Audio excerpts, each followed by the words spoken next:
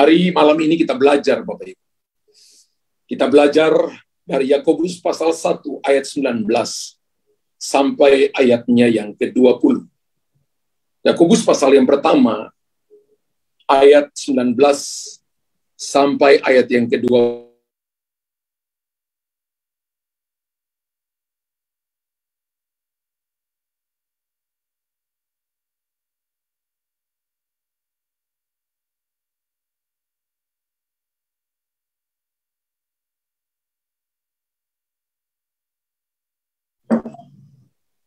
Halo.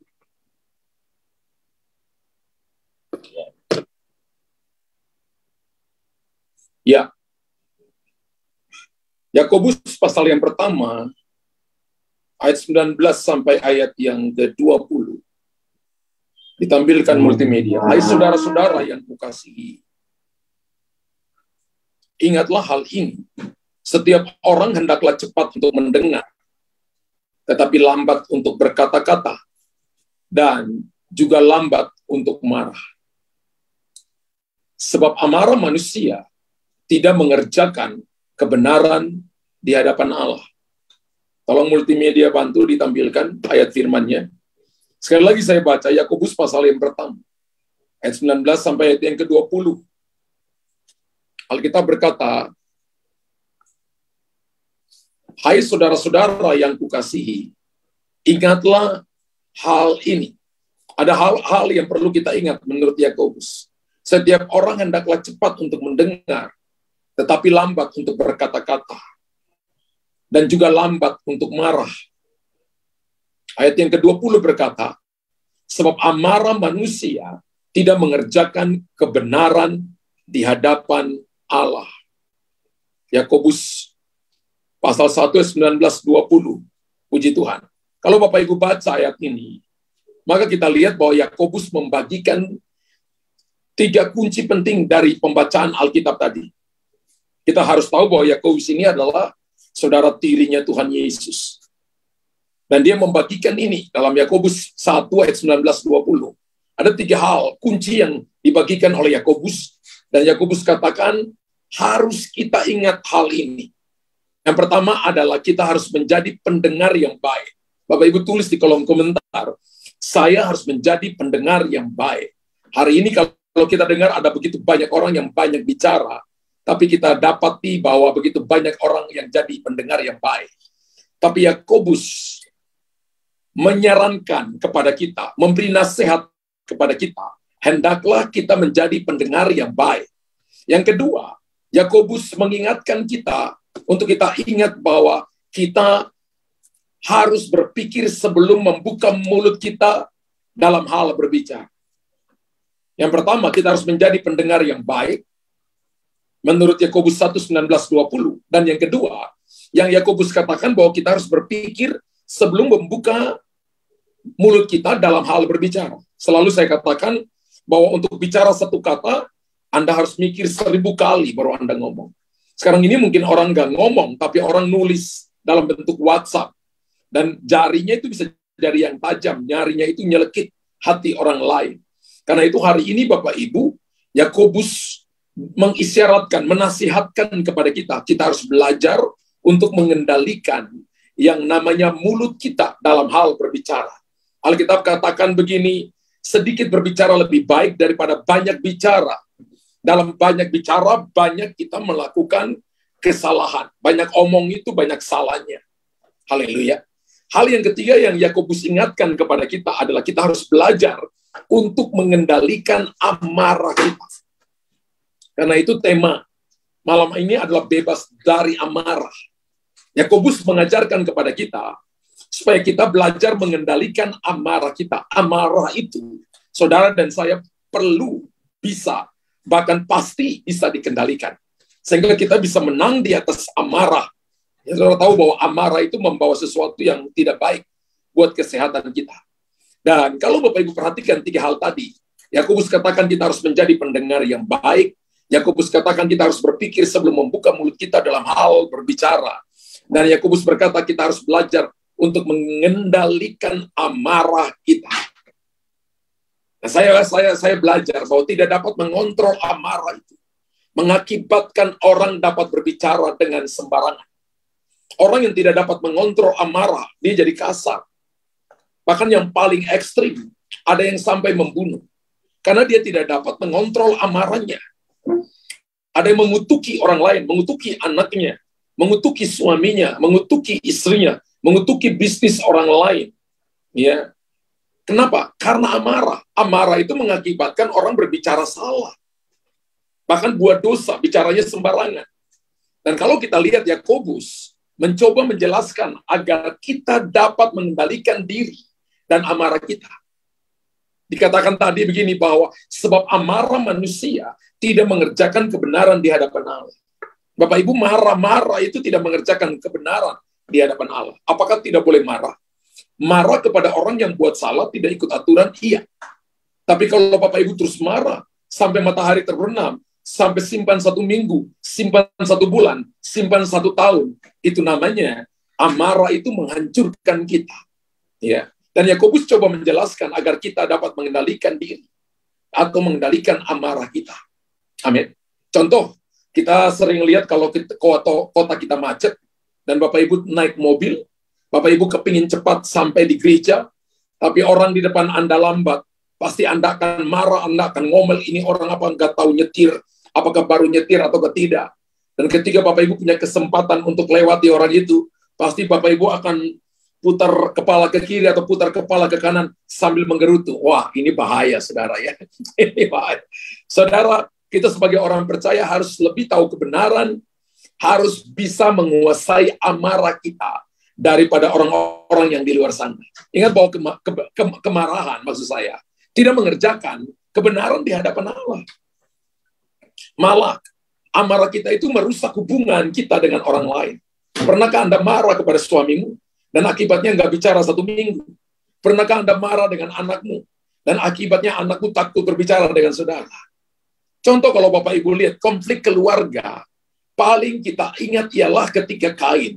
Dalam kitab Kejadian dikatakan Kain menjadi sangat marah kepada Habel, karena persembahan Habel diterima oleh Tuhan, sedangkan persembahan Kain tidak diterima oleh Tuhan. Dan itu membuat Kain marah kepada Habel. Akibat Kain marah kepada Habel dan tidak dapat menguasai amarahnya, kemudian Kain membunuh Habel.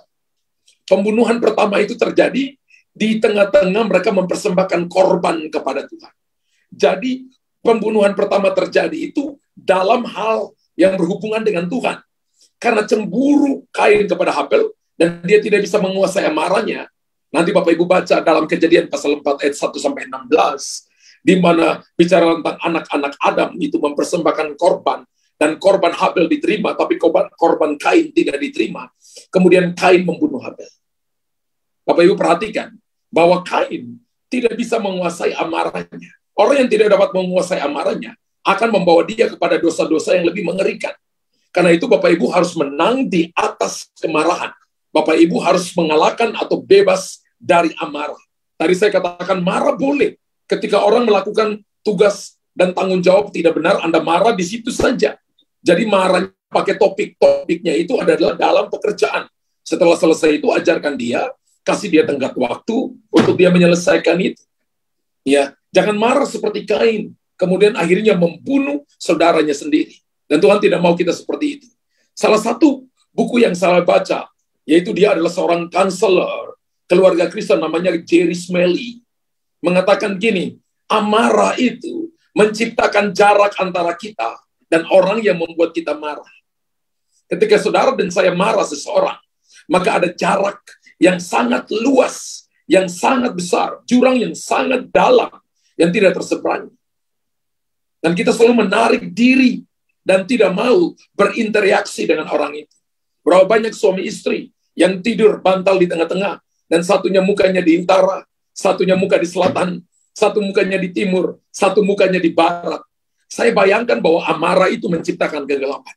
Bapak Ibu tulis di kolom komentar, amarah menciptakan kegelapan, tapi mengampuni dan melupakan menciptakan masa depan. Sekali lagi, amarah menciptakan kegelapan, tapi mengampuni dan melupakan menciptakan terang dan menciptakan masa depan. Katakan, amin unlimited. Amin 5 juta triliun kali. 1 Yohanes 1 ayat 9 dan 10 berkata begini, jika kita mengaku dosa kita, maka Ia adalah setia dan adil, sehingga Ia akan mengampuni segala dosa kita dan menyucikan kita dari segala kesalahan. Dan ayat yang ke-10 berkata begini, jika kita berkata bahwa kita tidak ada berbuat dosa, maka kita membuat Dia menjadi pendusta, dan firman-Nya tidak ada di dalam kita. Alkitab mengajar kepada kita begini, bahwa jika kita berbuat dosa, jika kita suka marah, maka kita harus datang minta ampun di hadapan Tuhan. Sebab ketika kita minta ampun di hadapan Tuhan, Tuhan menyucikan dan Tuhan mengampuni segala dosa kita. Amin. Kalau kita perhatikan bahwa Amsal pasal yang ke-14, ayat yang ke-29, firman Tuhan berkata begini, orang yang sabar besar pengertiannya, tetapi siapa cepat marah, membesarkan kebodohannya. Hari ini Anda bisa lihat orang-orang bodoh itu, ketika mereka meresponi sesuatu yang salah, di WhatsApp-nya, di media sosial, orangnya cuma ngomong baik, tapi ngomongnya salah, ngomongnya menghakimi, itu tanda bahwa orang sedang membesarkan kebodohannya. Alkitab katakan sedangkan orang sabar besar pengertiannya. Kalau Bapak Ibu adalah orang sabar, maka besar pengertian. Mau mengerti orang lain, tidak cepat menghakimi orang lain, tidak cepat marah, selalu kasih kesempatan untuk orang berubah. Haleluya. Orang lekas marah, melakukan banyak kebodohan. Kalau Anda cepat marah, Anda tidak akan lakukan kebenaran. Anda hidup di dalam kegelapan. Dan orang yang hidup dalam kegelapan tidak tahu mana yang benar, tidak tahu mana yang salah. Dia akan berpikir dia yang paling benar. Padahal dia nggak tahu bahwa dia telanjang, dia nggak tahu bahwa dia penuh dengan kotoran dan banyak salahnya. Tapi orang yang sabar, besar pengertiannya, dia tahu ketika nasihat datang kepada dia tahu bahwa dia punya blind spot yang dia tidak kelihatan. Bahwa mungkin saja apa yang dikatakan kepada dia itu benar, dia mau diperbaharui. Ada etika di dalam satu pekerjaan, dalam satu pelayanan. Ada etika. Untuk Anda mau bicara dengan seseorang, Alkitab katakan pakai 4 mata lebih dulu.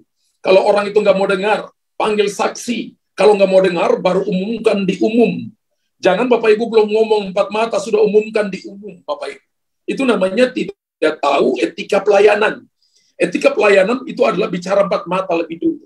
Kalau saya lihat Anda salah, dan saya langsung umumkan di depan orang lain, berarti saya nggak tahu etika pelayanan. Kalau saya tahu Anda salah, maka saya akan telepon Anda, saya akan panggil Anda mungkin ke kantor, dan mungkin tanya apa ini benar atau tidak. Kalau Anda tidak mengaku, saya akan panggil saksi. Kalau sampai tidak mengaku, baru diumumkan di jemaat bahwa orang ini tidak mengenal akan Tuhan. Haleluya. Makanya dikatakan orang sabar itu besar pengertiannya. Tetapi siapa cepat marah, membesarkan kebodohannya. Kalau Bapak Ibu perhatikan juga Amsal 29 ayat 22. Amsal 29 ayat 22 berkata, si pemarah menimbulkan pertengkaran. Dan orang yang lekas gusar banyak pelanggarannya. Satu waktu ada seseorang yang datang bicara kepada saya.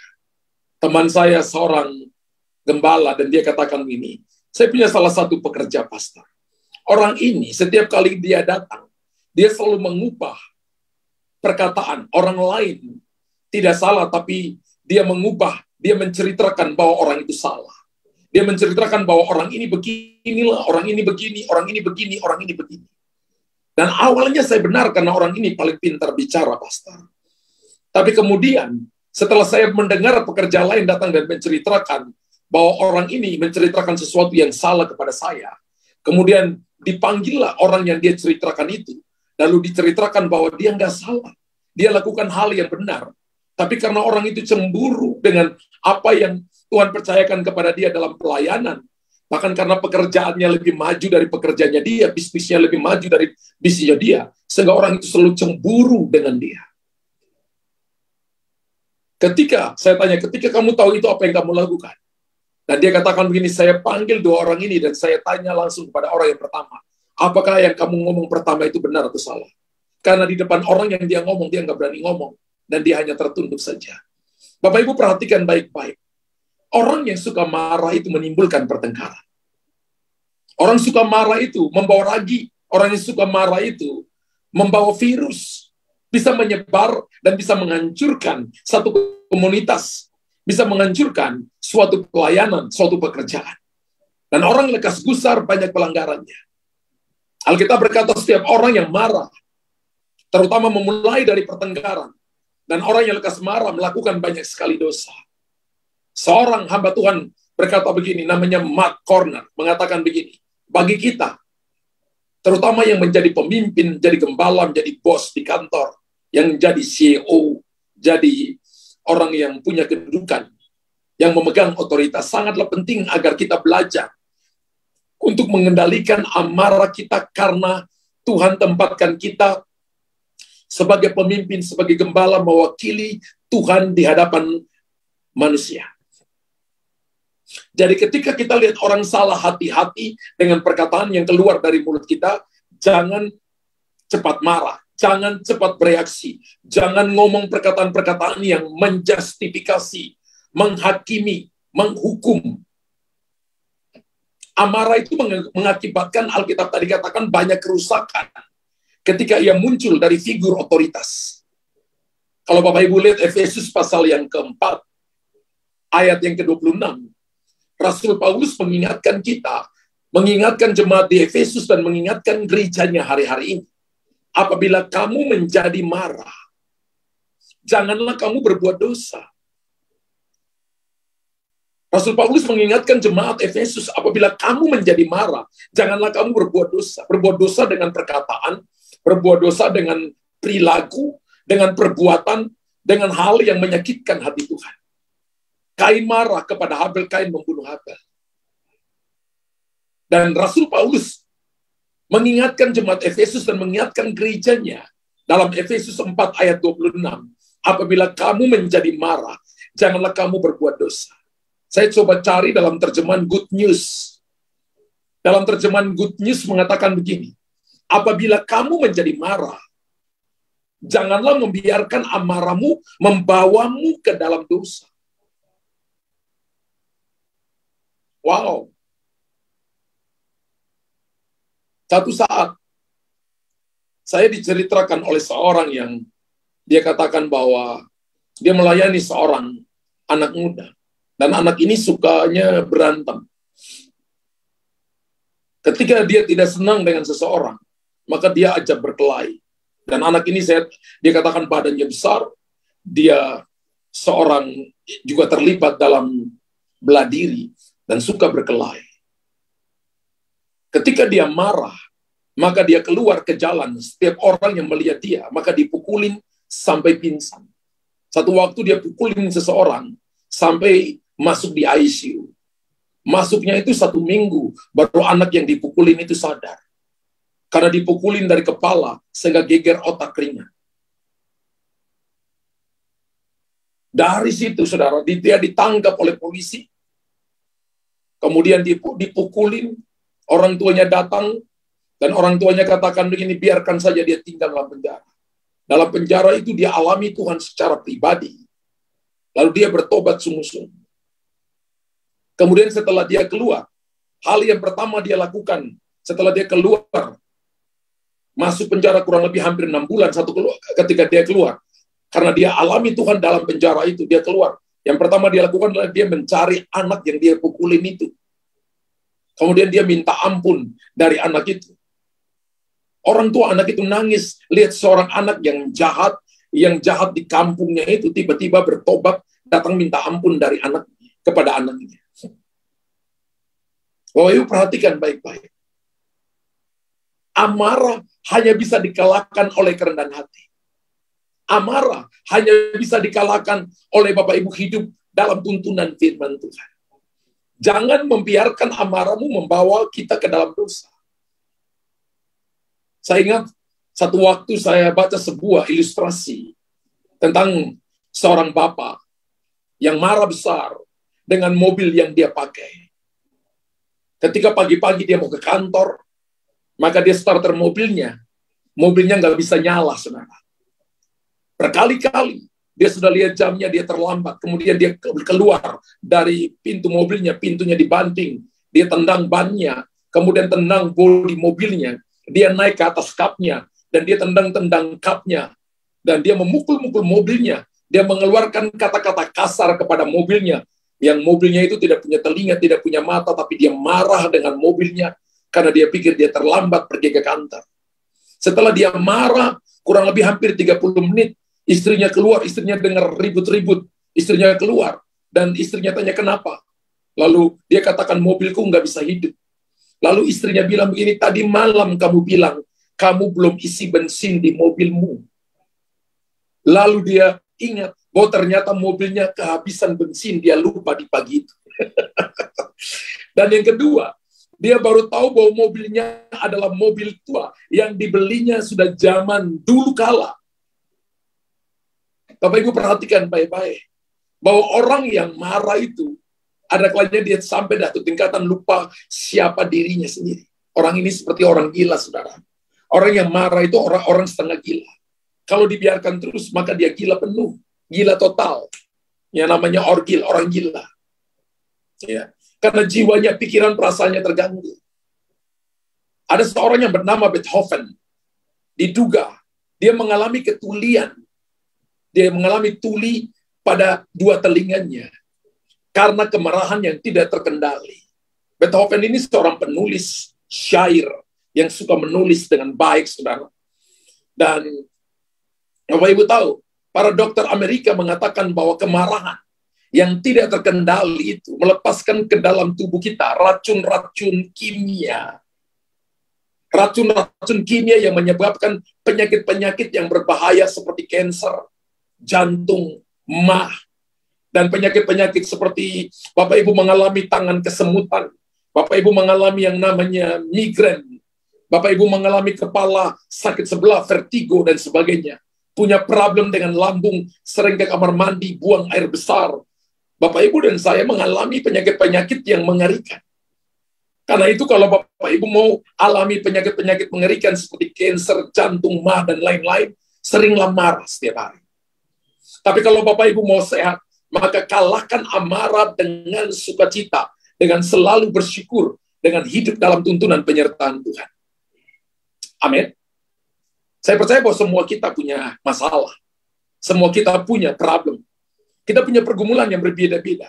Tapi Alkitab kita sama. Cara menghadapinya juga sama. Entah itu masalahnya besar atau masalahnya kecil, cara menghadapinya juga sama. Jangan hadapi dengan marah, hadapilah dengan sukacita. Dan kemungkinan orang-orang yang suka marah, saya sebut tukang marah, mengalami stroke lebih besar dibandingkan dengan orang-orang yang hidup dengan damai Tuhan dalam hatinya. Ulangi Bapak Ibu ya. Kemungkinan besar orang-orang yang tukang marah mengalami stroke itu lebih besar dibandingkan dengan orang-orang yang hidup dengan damai Tuhan dalam hidupnya. Beberapa orang mengalami stroke karena waktu dia marah, saat itu dia kena stroke. Langsung pembuluh darah pecah di kepala kanannya. Kemudian tangan kirinya, kaki kanannya tidak bergerak. Kalau Bapak Ibu lihat anakmu buat salah terus Anda marah, lihat suamimu salah terus Anda cerewet, lihat istrimu salah terus Anda cerewet, Anda marah, marahnya itu sampai jantungmu berdebar-debar, hati-hati dengan jantungmu. Haleluya. Ketika kita tidak dapat mengendalikan amarah kita sedang membunuh diri kita secara perlahan. Amarah itu seperti Anda minum racun yang mematikan, yang membunuh Anda perlahan-perlahan. Bapak Ibu tulis di kolom komentar. Amarah itu seperti racun yang membunuh kita perlahan-lahan. Bahkan akan menyiksa saudara dan saya. Bapak Ibu pernah dengar cerita Musa? Musa itu adalah seorang yang dekat dengan Tuhan. Tapi Musa punya kelemahan juga yang perlu Bapak Ibu dan saya pelajari. Ketidakmampuan Musa mengendalikan amarahnya. Pertama kali ketika dia membunuh orang Mesir yang memukul orang Israel. Dia seorang panglima perang yang ada di Mesir dan pangeran yang ada di Mesir. Ketika dia lihat bahwa orang Mesir, tentara Mesir memukul orang Israel, maka dia tidak bisa mengendalikan amarahnya. Dia membunuh orang itu. Akibatnya, dia lari dari Mesir dan dikejar oleh Firaun Agung. Kemarahan Musa yang kedua adalah muncul lagi ketika dia turun dari Gunung Sinai dengan dua loh batu di tangannya yang bertuliskan hukum-hukum Allah yang ditulis oleh Tuhan sendiri. Dan ketika dia turun dan dia melihat orang Israel menyembah patung lembu emas, maka Musa menghancurkan 2 lob batu yang berisi ke-10 firman Tuhan itu. Bapak Ibu bisa baca di dalam Bilangan pasal 20. Menulis kemarahan Musa itu. Kemarahan Musa yang ketiga, bagi saya ini yang fatal, adalah saat Tuhan menyuruh Musa untuk berbicara kepada bukit batu, agar bukit batu mengeluarkan air untuk diminum oleh orang Israel. Tapi karena Musa melihat bahwa orang Israel selama ini memberontak kepada Musa dan kepada Harun, dan juga mereka memberontak kepada Tuhan, maka dengan kemarahan Musa, Tuhan suruh berkata-kata kepada bukit batu. Tapi karena Musa melihat pemberontakan orang Israel, maka dia memukul bukit batu itu dengan kemarahan. Dan Bapak Ibu ingat ini. Ingatlah tanggapan terakhir Tuhan terhadap kemarahan Musa tersebut. Dan ini jadi peringatan bagi kita. Tuhan melarang Musa untuk masuk ke tanah perjanjian bersama umat Israel. Ingat bahwa kemarahan kita dalam satu titik akan mengakibatkan Anda tidak sampai pada potensi maksimal Anda. Berarti kemarahan itu harus diantisipasi, harus dikalahkan. Bapak Ibu tulis di kolom komentar. Kemarahan saya harus diantisipasi dan harus dikalahkan. Karena Musa tidak bisa mengendalikan amarahnya, maka Tuhan melarang Musa untuk masuk ke tanah perjanjian bersama dengan umat Israel. Bagi saya ini sesuatu yang mengerikan. 3 kali Musa berdoa dalam kitab Ulangan pasal 20 itu. Berdoa supaya Tuhan mengubah pemikirannya. Tapi Tuhan tetap pada pemikirannya. Tuhan berkata gini, bagi orang-orang yang dekat denganku, kunyatakan kekudusanku. Kalau Anda dekat dengan Tuhan, kalau Anda anak Tuhan, maka yang tidak boleh pada kita adalah jangan simpan marah, jangan terbawa dengan marah, jangan apa-apa marah, jangan simpan amarah sampai matahari terbenam. Kalau kita masuk dalam pekerjaan, dalam bisnis, dalam pelayanan, ada orang-orang yang tidak sesuai dengan kita, dan mungkin Anda marah waktu itu, tapi jangan simpan marah berhari-hari. Yang kemarin biar berlalu, tapi hari ini, 1 jam yang akan datang, itu begitu suci, begitu mulia Tuhan ada di sana. Kemarahan Musa itu membunuh impiannya. Tuhan mengutus dia dari Mesir untuk membawa Israel sampai tanah Kanaan. Tapi karena amarahnya membuat dia tidak masuk di tanah Kanaan. Dia hanya melihat dari gunung yang namanya gunung Horeb. Dia memandang tanah Kanaan dan tidak diizinkan masuk. Kemarahan Musa, saya katakan itu membunuh impiannya. Jangan-jangan Bapak Ibu punya impian untuk Anda dipakai oleh Tuhan. Untuk Anda dipakai dengan luar biasa. Berhenti karena suka marah. Karena simpan marah. Berhenti marah. Karena itu tidak membawa kebenaran bagimu. Tidak mengerjakan kebenaran bagi kita. Matius pasal 21 ayat 12-13 berkata, lalu Yesus masuk ke bait Allah dan mengusir semua orang yang berjual beli di hadapan bait Allah. Ia membalikan meja-meja penukar uang dan bangku-bangku pedagang merpati.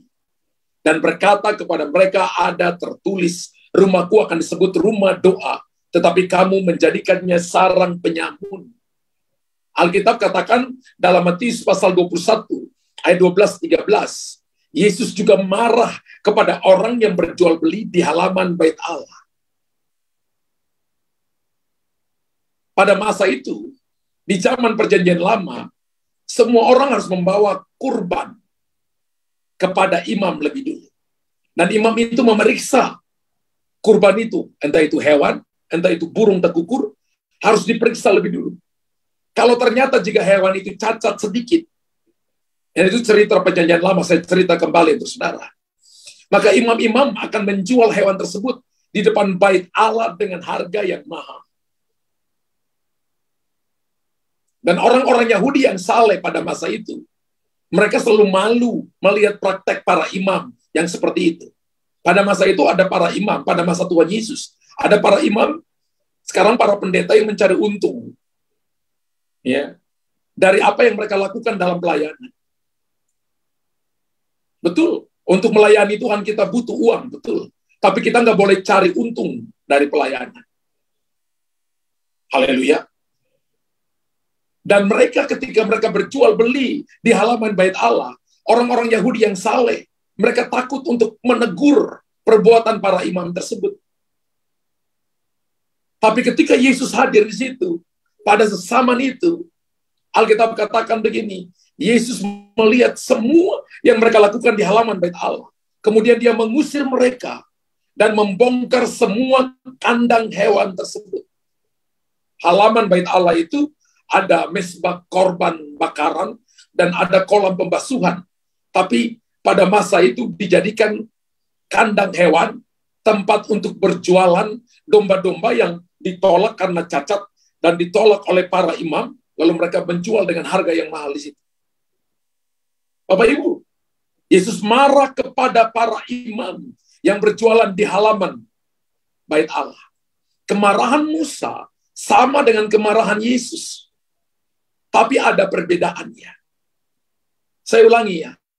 Kemarahan Musa sama dengan kemarahan Yesus. Tapi ada perbedaannya. Perbedaannya ialah kemarahan Musa adalah kemarahan yang tidak terkendalikan. Ada orang marah yang tidak terkendalikan.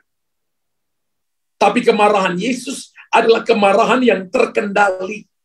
Marah pada topiknya. Topik marahnya adalah kenapa kamu berjualan di situ. Setelah itu Yesus mengasihi mereka. Terkadang Bapak Ibu, kita lebih sering mengalami kemarahan yang sulit terkendalikan. Saya sebut kemarahan yang sulit terkendalikan itu adalah kemarahan yang salah arah. Anda marah kepada anakmu, tapi kepada istrimu datang. Ketika istrimu datang dan berkata, ayo Pak, diam. Anda marah juga kepada istrimu. Di kantor Anda marah kepada seseorang, dan temannya mencoba menjelaskan, justru orang itu Anda tempeleng atau Anda lempar dengan pulpen. Itu amarah yang salah arah. Amarah yang tidak terkendalikan. Amarah manusia tidak mengerjakan kebenaran di hadapan Allah. Suatu saat saya baca tentang seorang tokoh atau seorang presiden Amerika yang namanya Abraham Lincoln. Dia berdiri di suatu dermaga di tepi pantai dan melihat seorang wanita berkulit hitam dijual sebagai budak. Dan ketika orang itu dijual, wanita ini sudah punya suami dan sudah punya anak-anaknya. Dan pada waktu itu Abraham Lincoln menjadi marah. Ia menggenggam tangannya sampai tangannya berdarah. Dia menjepit tangannya di lengannya sampai lengannya berdarah sambil dia berpikir bahwa apa yang dilakukan pada waktu itu adalah salah. Dan dia berkata begini, jika saya mendapatkan kesempatan untuk menjadi presiden Amerika, maka saya akan menghentikan penjualan budak ini. Dan benar, Bapak Ibu, kalau kita baca sejarahnya, waktu Abraham Lincoln menjadi presiden Amerika, maka dia memberikan sebuah dekret dan menghentikan perdagangan orang sekaligus menghentikan perbedaan ras pada saat itu. Amarahnya Lincoln pada sesuatu yang dilakukan salah pada waktu itu. Dan ketika dia dikasih kesempatan untuk memperbaharui itu, dia memperbaharui itu. Amarahnya tidak salah sasaran. Dia tidak pergi dan bunuh orang yang membeli wanita yang punya suami dan anaknya kemudian jadi budak. Dia tidak lakukan itu. Tapi dia berkarya di dunia politik. Dia menunjukkan prestasinya. Kemudian dia menjadi salah satu bapak sejarah dari orang Amerika, Abraham Lincoln. Kapan kemarahan itu salah? Apakah marah itu salah? Atau pertanyaannya begini, kapan kemarahan itu salah? Kapan menurut Bapak Ibu kemarahan itu salah? Saat kita marah tanpa sebab. Saat kita marah dan tak bisa mengendalikan diri. Itu namanya kemarahan itu salah. Marahlah pada tempatnya. Ingat bahwa saya tidak larang Bapak Ibu marah. Tapi marahlah pada tempatnya. Kalau kita punya anak, berbuat salah, orang tua pasti marah. Nah, jangan buat itu ya. Itu nggak bagus untuk kamu. Benar? Kalau anak kita malas belajar, orang tua berkata, kamu harus rajin belajar. Dimarahin. Kalau anak kita bangun kesiangan, tugas tidak dikerjakan, malas pergi ke sekolah, orang tua pasti akan marah. Marahlah pada tempatnya. Jangan marah yang tak terkendalikan. Jangan marah tanpa sebab. Orang marah tanpa sebab itu orang gila, saudara. Saya percaya kita orang waras. Amsal 15 ayat yang ke-18 berkata, si pemarah membangkitkan pertengkaran. Kalau Anda ketemu dengan orang pemarah, maka selalu dia ajak Anda berantem. Ya, dia akan ajak semua orang, dia akan cerita kebobrokan saudara, dia akan cerita kelemahan saudara, padahal Anda mungkin tidak lakukan apapun. Dia akan membalikan fakta-fakta bahwa dia benar, Anda yang salah. Ingat bahwa orang yang tidak setia itu tidak pernah merasa bahwa mereka yang salah. Mereka selalu merasa kita yang salah. Orang yang tidak setia adalah orang-orang yang salah di sekeliling kita. Dan orang-orang yang tidak setia, Anda tidak boleh kasih kepercayaan kepada mereka. Haleluya.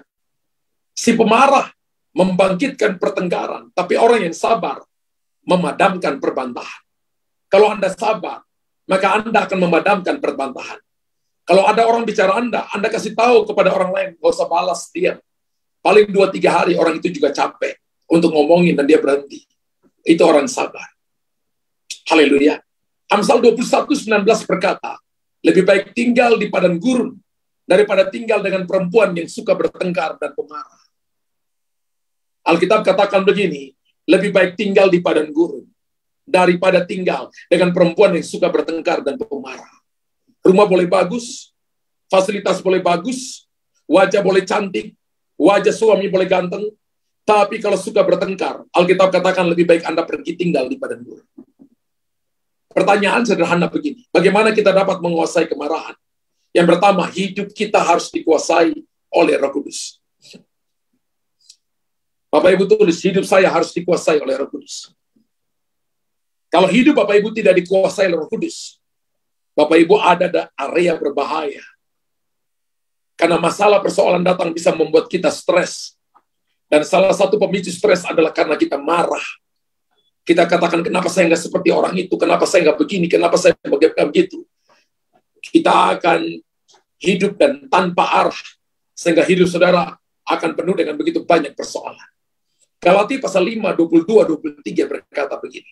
Tapi buah roh ialah kasih, sukacita, damai sejahtera, kesabaran, kemurahan, kebaikan, kesetiaan, kelemah lembutan, penguasaan diri.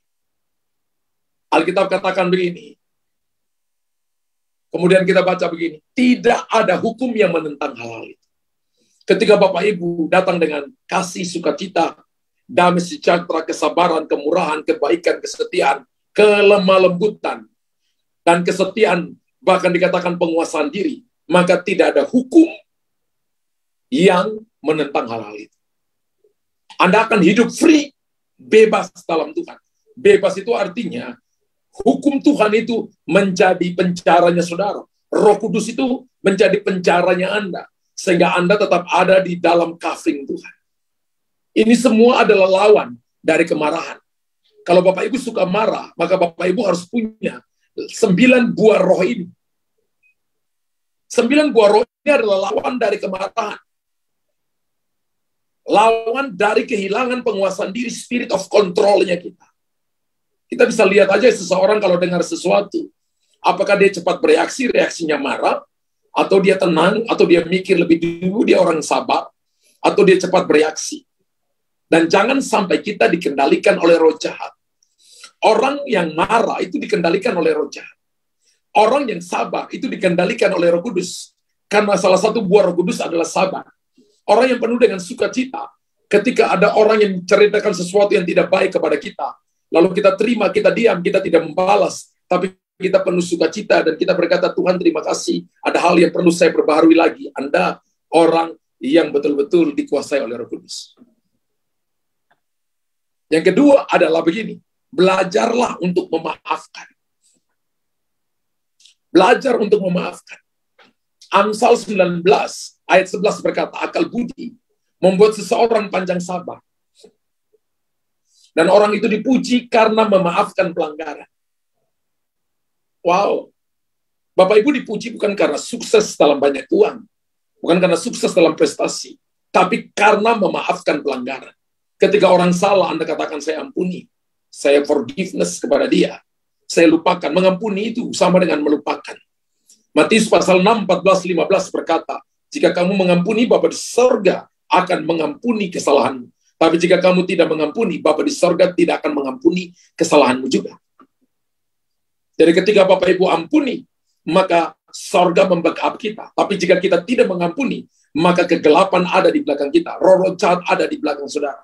Roh jahat ada di belakang Anda, berarti segala kejahatan, segala sakit penyakit, segala persoalan, segala keadaan-keadaan yang buruk akan datang mendatangi kita. Karena itu belajar untuk memaafkan, melupakan. Bukan cuma memaafkan, tapi melupakan kesalahan orang lain. Kalau hari ini Bapak Ibu datang, dan Bapak Ibu masih ingat kesalahan orang lain, lupakan, dan jangan pernah ingat. Karena kalau Anda ingat, Anda pasti marah. Dan kalau Anda terus marah, malam Anda nggak akan bisa tidur, dari jam 10 Anda nggak bisa tidur. Sampai subuh Anda akan ingat orang itu, nafasmu, jantungmu berdebar-debar, nafasmu tidak beraturan, karena Anda terus ingat orang itu. Padahal orang yang Anda ingat, yang Anda marahin itu lagi tidur nyenyak, atau kalau lagi siang dia lagi pergi makan enak, tapi Anda lagi marah, dia lagi jalan-jalan di mall, tapi Anda lagi marah, jantungmu berdebar-debar, darahmu naik tinggi, dan sebagainya. Itu akan memicu Anda sakit, kena stroke, kena serangan jantung, dan kena cancer, kena penyakit-penyakit yang berbahaya. Haleluya. Yang pertama, saudara dan saya bagaimana mengalahkan amarah ini? Yaitu, yang pertama tadi, hiduplah dikuasai oleh Roh Kudus. Yang kedua, belajar untuk memaafkan. Yang ketiga, jangan berteman dengan orang yang lekas marah. Bapak Ibu tulis di kolom komentar. Jangan berteman dengan orang yang lekas marah. 1 Korintus 15:33. Pergaulan yang buruk merusakkan kebiasaan yang baik. Berarti kalau dibalikan, pergaulan yang baik akan menghilangkan pergaulan yang buruk. Sifat yang buruk. Jangan berteman dengan orang yang lekas marah. Kalau Anda berteman dengan orang yang suka doa, Anda lama-lama yang tadinya tidak suka berdoa, lama-lama suka doa. Berteman dengan orang yang rajin ibadah, Anda akan rajin ibadah. Berteman dengan orang yang hidup benar, Anda hidup benar. Berteman dengan hamba Tuhan, Anda jadi hamba Tuhan. Berteman dengan orang yang marah, Anda lama-lama marah. Kalau anak sering lihat orang tua sering marah, anaknya juga jadi anak pemarah. Kalau anaknya lihat orang tua suka berdoa, anaknya suka berdoa. Anak lihat orang tua suka ibadah, anaknya suka ibadah. Anaknya lihat orang tua suka bangun pagi-pagi, anaknya akan bangun pagi untuk berdoa. Tapi kalau anaknya lihat orang tuanya bangun kesiangan, tidak suka berdoa, jangan paksa anakmu berdoa, karena kita nggak jadi contoh. Jangan berteman dengan orang yang lekas marah. Artinya pilihan ada pada kita. Amsal 22, ayat 24-25 berkata, jangan berteman dengan orang yang lekas gusar, supaya engkau jangan memakan jerat bagi dirimu sendiri. Jangan berteman dengan orang yang lekas gusar. Amsal 22, ayat 24-25. Supaya jangan engkau memasang jerat bagi dirimu sendiri. Ternyata kalau kita berteman dengan orang lepas gusar, kita itu seperti masuk dalam jerat yang dipasang, saudara. Untuk kita kena jerat daripada setan. Jangan berteman dengan orang yang lekas gusar. Jangan bergaul dengan seorang pemarah. Ayat 25 berkata, ayat 25, supaya engkau jangan menjadi biasa dengan tingkah lakunya dan memasang jerat bagi dirimu sendiri. Hari ini ayo perhatikan dengan siapa Anda bergaul. Saya sarankan Bapak Ibu bergaul dengan orang-orang rohani. Cari teman-teman rohani, cari teman-teman yang punya pergaulan yang baik, yang tidak mengajarkan kita untuk melakukan yang tidak baik, yang mengajar kita untuk bertumbuh, berubah dari kehidupan yang lama kepada kehidupan yang baru, dari kejahatan kepada kebenaran, dari cara hidup bisnis yang salah kepada cara hidup bisnis yang benar. Saya baca sebuah buku ditulis oleh John Hates. John Hates menulis kepada anak-anak muda begini, dia berkata, seorang pemudi, jika dia sedang berpacaran dengan seorang pemuda, maka lihatlah kalau pemuda itu sering marah-marah atau kemarahan yang tidak terkendali, maka putuskan dia hari itu juga. Hari ini anak muda yang sedang pacaran, kalau Anda lihat ketika Anda datang terlambat dan pacarmu marah-marah, maka sering itu lakukan, tinggalkan dia saat itu juga. Itu teman yang salah. Sama sebaliknya pemuda jika Anda berpacaran dengan pemudi yang suka marah-marah dan kemarahannya tidak terkendali, ketika Anda disuruh untuk datang beli buku dan Anda lupa beli buku dan datang akhirnya dia lempar Anda dengan handphone, dia banting handphone di lantai, dia masuk kamar dan banting pintu dan teriak-teriak dalam kamar, putuskan dia hari itu juga. Haleluya. Itu teman yang salah. Kalau masih pacaran juga sudah seperti itu, bagaimana ketika masuk dalam berkeluarga? Ada begitu banyak hal yang Anda akan hadapi ketika Anda berkeluarga. Haleluya. Amsal 22 ayat 15 berkata, kebodohan melekat pada hati orang muda, tetapi tongkat didikan akan mengusir itu daripadanya. Orang muda itu belum berpengalaman.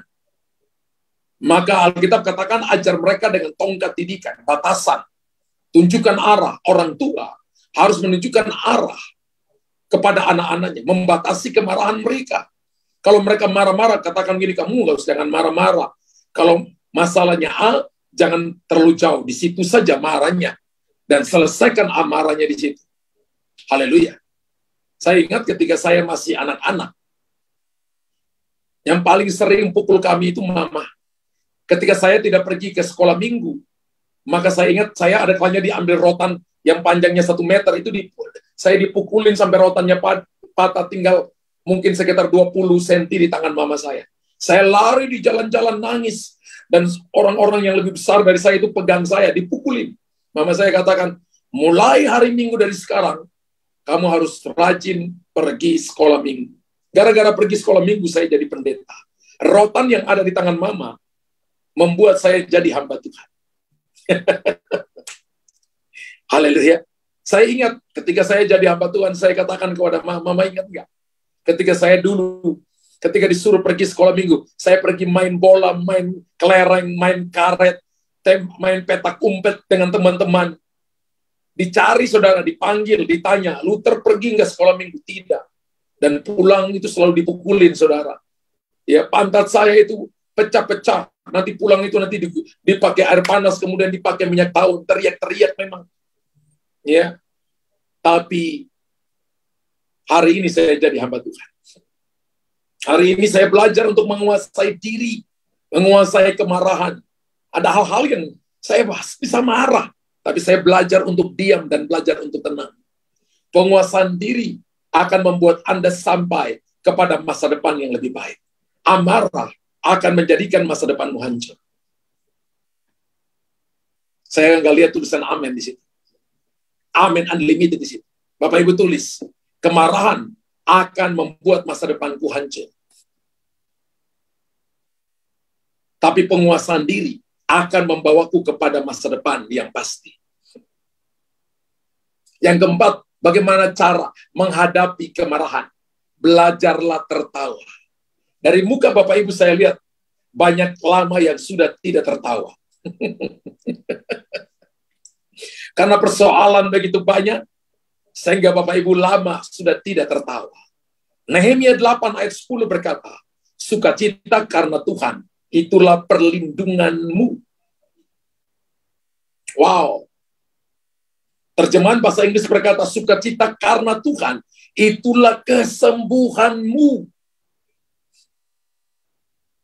Kalau Bapak Ibu suka bersukacita, orang cerita Bapak Ibu, orang omongin Bapak Ibu dimarahin, muka Bapak Ibu tetap sukacita, muka Bapak Ibu tidak berubah, muka Bapak Ibu tidak cemberut, Bapak Ibu tidak masuk dalam kamar kunci pintu, lalu banting-banting kepala di tembok, cabut-cabut rambut Bapak Ibu.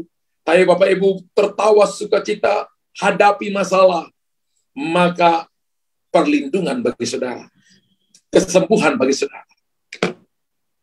Sukacita dan tertawa itu dapat menjadi penawar kemarahan yang tidak terkendali. Dapat menjadi penawar kemarahan yang salah arah.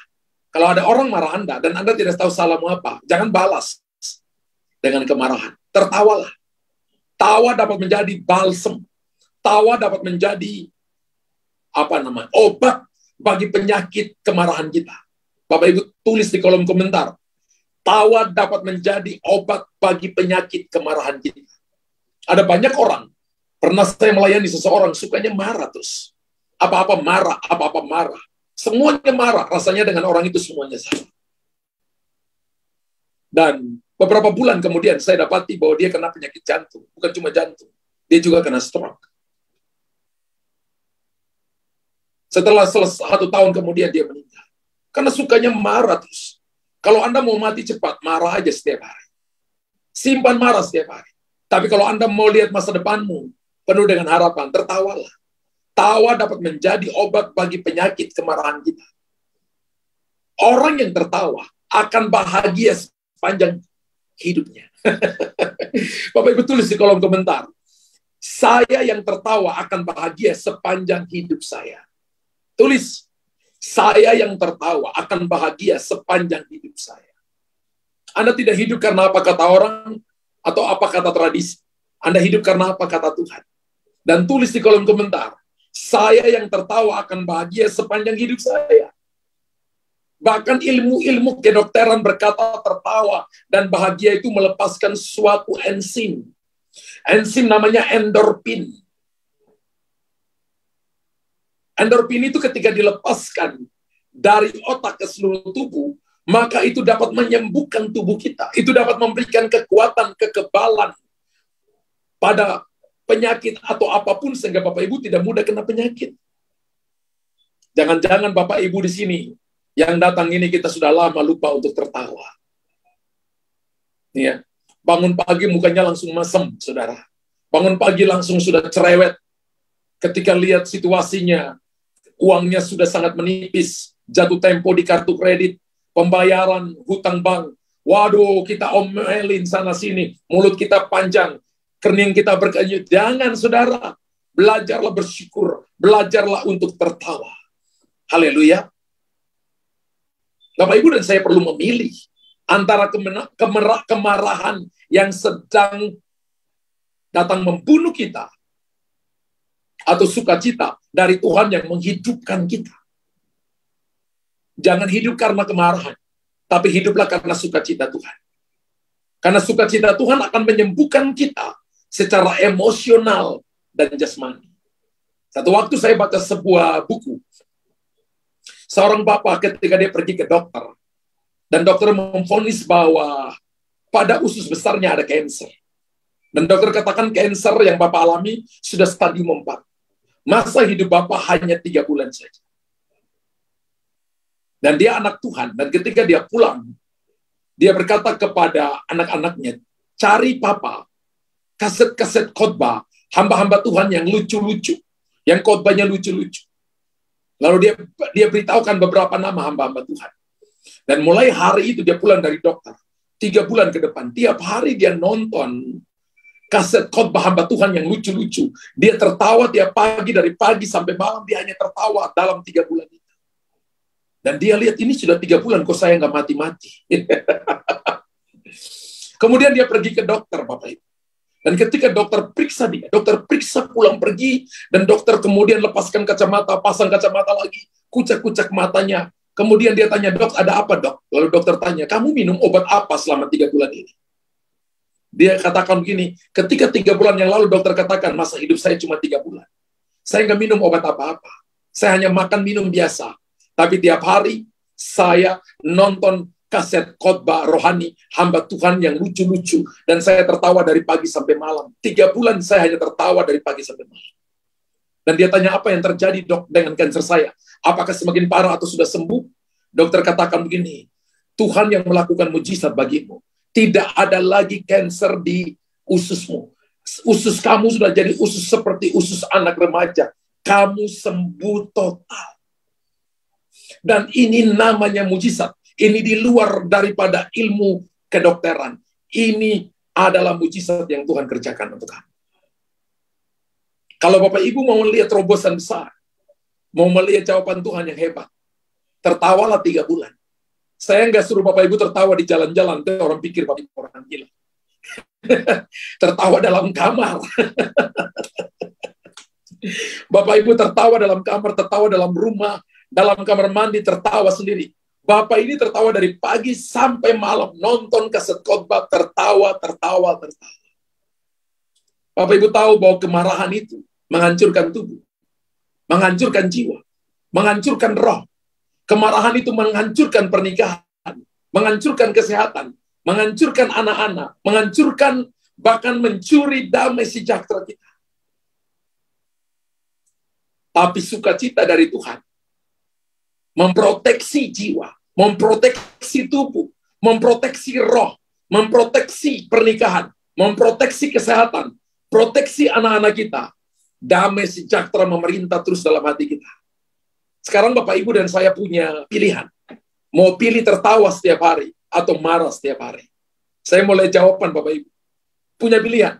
Pilih mau tertawa setiap hari atau mau marah setiap hari. Bapak Ibu tulis di kolom komentar. Saya mau tertawa setiap hari atau mau marah setiap hari. Bapak Ibu dan saya punya pilihan. Haleluya. Masa-masa ini yang ke depan, masa-masa sulit Bapak Ibu. Keadaan akan sulit. Bapak Ibu akan melihat situasi-situasi yang Bapak Ibu akan kaget-kaget. Bapak Ibu akan melihat keadaan dunia yang semakin ada dalam kegelapan. Tapi Bapak Ibu tidak boleh hadapi dengan amarah, tapi hadapilah dengan sukacita. Saya mau baca ayat yang terakhir, Efesus pasal 4, ayat 26 sampai ayat 32. Apabila kamu menjadi marah, janganlah kamu berbuat dosa. Ingat Bapak Ibu, ketika marah, jangan berbuat dosa. Janganlah matahari terbenam sebelum padam amarah. Tuhan kasih batasan marah, yaitu sebelum padam matahari, berhenti marah. Jangan terbawa marah sampai besok. Jangan terbawa marah sampai minggu depan. Berhenti marah. Dan jangan beri kesempatan kepada iblis. Orang yang mencuri, jangan lagi ya mencuri lagi. Tapi baiklah ia bekerja keras dan melakukan pekerjaan yang baik dengan tangannya sendiri, supaya ia dapat membagikan segala sesuatu kepada orang yang berkekurangan. Janganlah ada perkataan kotor yang keluar dari mulutmu, tapi pakailah perkataan yang baik untuk membangun di mana perlu, supaya mereka yang mendengarnya beroleh kasih karunia. Dan janganlah kamu mendukakan roh Allah, roh kudus Allah, yang telah memeteraikan kamu menjelang hari penyelamatan. Segala kepahitan, kegeraman, kemarahan, pertikaian, dan fitnah, hendaklah dibuang dari antara kamu. Demikian pula segala kejahatan. Ayat 31 Alkitab katakan, ada hal yang perlu kita buang seperti sampah dalam rumah, yaitu kepahitan, kegeraman, kemarahan, pertikaian, fitnah, dibuang dari antara kamu. Demikian pula segala kejahatan. Ayat 32, tetapi hendaklah kamu ramah seorang terhadap yang lain, penuh kasih mesra, dan saling mengampuni, sebagaimana Allah dalam Kristus telah mengampuni kamu. Jadi benar-benar Tuhan katakan tidak boleh, umat Allah tidak boleh simpan amarah. Kan tema khotbah hari ini adalah saudara dan saya bebas dari amarah. Jangan taruh amarah dalam hatimu, dalam jiwamu. Saudara dan saya hanya punya sukacita yang dari Tuhan. Sebagaimana Tuhan telah mengampuni kita, mari kita membuang kemarahan kita dan menaruh kasih Tuhan dalam hati kita, supaya orang lain yang melihat kita melihat kehidupan Kristus hidup dan nama Tuhan dipermuliakan. Saya percaya malam ini Anda diberkati oleh Tuhan. Yang diberkati oleh Tuhan tulis di kolom komentar. Saya sungguh amat diberkati oleh Tuhan. Puji Tuhan. Bapa di sorga, hamba sudah selesai menyampaikan isi hati. Kalau malam ini ada yang datang dan masih menyimpan marah dalam hatinya, jujur dengan Tuhan, kalau itu saudara, angkat tanganmu. Angkat tangan saudara. Kalau itu Anda. Tuhan, engkau lihat beberapa tangan. Ya, Anda juga boleh tekan di raise hand di Zoom, supaya bisa tahu. Anda yang ada di YouTube, Anda yang ada di Facebook. Kalau malam ini, Anda datang dan Anda masih simpan marah, Anda belum mengampuni seseorang, malam ini belajarlah mengampuni. Belajarlah mengampuni. Belajar untuk mengampuni sama dengan melupakan. Kalau Bapak Ibu mengampuni dan Bapak Ibu tidak melupakan, Bapak Ibu hanya tingkatannya menyesal. Hari ini mungkin Anda sedang marah seseorang, marah kepada rekan bisnismu, marah kepada suamimu, marah kepada istrimu, marah kepada anak-anakmu, marah kepada papa mama mertuamu. Berhentilah marah, karena amarah manusia tidak mengerjakan kebenaran di hadapan Tuhan.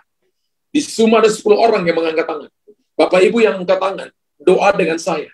Ikut doa saya. Katakan, Tuhan Yesus, hari ini saya mengampuni orang yang menyakiti saya. Bapak Ibu katakan namanya, entah itu suami, entah itu istri, entah itu rekan atau temanmu, Lalu Bapak Ibu cerita, apa yang dilakukan cerita dengan singkat. Saya kasih Bapak Ibu waktu, beberapa detik inti Bapak Ibu cerita. Masalah, persoalan yang membuat Bapak Ibu marah itu. Doa ikut saya lagi, hari ini saya ampuni, dan saya melupakan setiap kesalahan yang dilakukan oleh orang ini. Saya mengasihi dia. Darah Yesus sucikan saya. Hari ini, saya dimerdekakan oleh Tuhan. Dan saya penuh dengan sukacita Tuhan. Saya lihat beberapa daripada Anda yang mengangkat tangan yang resen ini dilawat oleh Tuhan. Mulai seperti Anda dan saya, seperti mulai tertawa, mulai bersukacita. Mulai bersukacita, urapan Allah sedang turun. Urapan Allah sedang turun. Urapan Allah sedang turun. Touch in the name of Jesus. Dalam nama Yesus. Terima itu. Terima itu. Terima itu. Beberapa ada di YouTube. Beberapa ada di Facebook. Sedang mengalami lawatan Tuhan. Terima kuasa Tuhan itu. Terima urapan Allah itu. Pemulihan terjadi. Dan aku cabut setiap tanaman yang tidak ditanam oleh Bapa di sorga. Menurut Matius 15 ayat 13. Aku cabut sampai ke akar-akarnya. Dan aku katakan, in the name of Jesus. Out, out, and out dalam nama Yesus. Mereka bebas, bebas, bebas, bebas, bebas, bebas, bebas dalam nama Yesus. Dan mereka mengalami anugerah Tuhan. Sukacita Tuhan itulah kekuatan bagi mereka. Sukacita Tuhan itulah kesembuhan dan perlindungan bagi mereka. Dalam nama Yesus Tuhan. Kekuatan anugerah Tuhan melingkupi mereka. Memberikan kekuatan kepada mereka. Terima itu.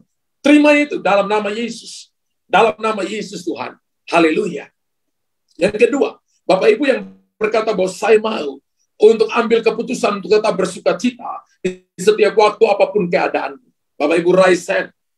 Tuhan, engkau lihat tangan-tangan yang terangkat.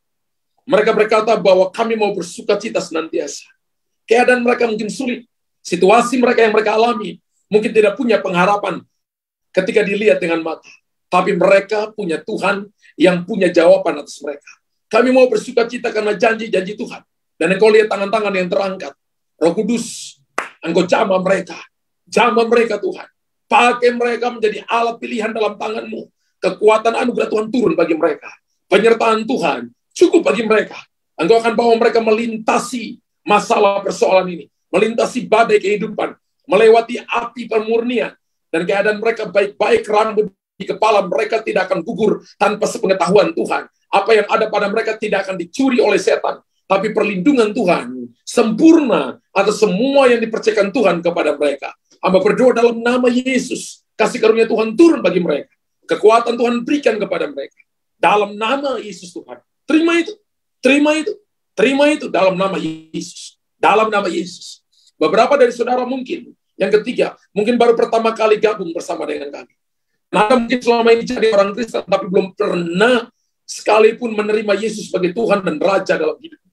Belum pernah diajak, ditolong, didoakan untuk menerima Yesus sebagai Tuhan dan Raja. Kalau itu saudara, angkat tangan saudara, raise hand tanganmu, dan berdoa ikut saya. Katakan, Tuhan Yesus, hari ini saya membuka hati saya untuk menerima Engkau sebagai Tuhan dan Raja dalam hidupku. Masuk dalam hatiku, jadilah Tuhan dan Raja. Memerintah dalam hidupku, berkuasa dalam hidupku. Aku percaya hari ini, namaku tercatat dalam kitab kehidupan di sorga. Darah Yesus, sucikan segala dosaku. Ampuni segala kesalahanku. Ampuni segala dosaku. Dan sucikan aku dengan darah-Mu yang kudus. Sehingga hari ini aku dilayakkan, namaku ditulis dalam kitab kehidupan di sorga. Di dalam nama Yesus Tuhan, saya sudah berdoa dan mengucap syukur. Haleluya. Haleluya. Amin, amin, amin, amin. Puji Tuhan Bapak Ibu diberkati malam ini. Tulis di kolom komentar, saya sungguh amat diberkati malam ini.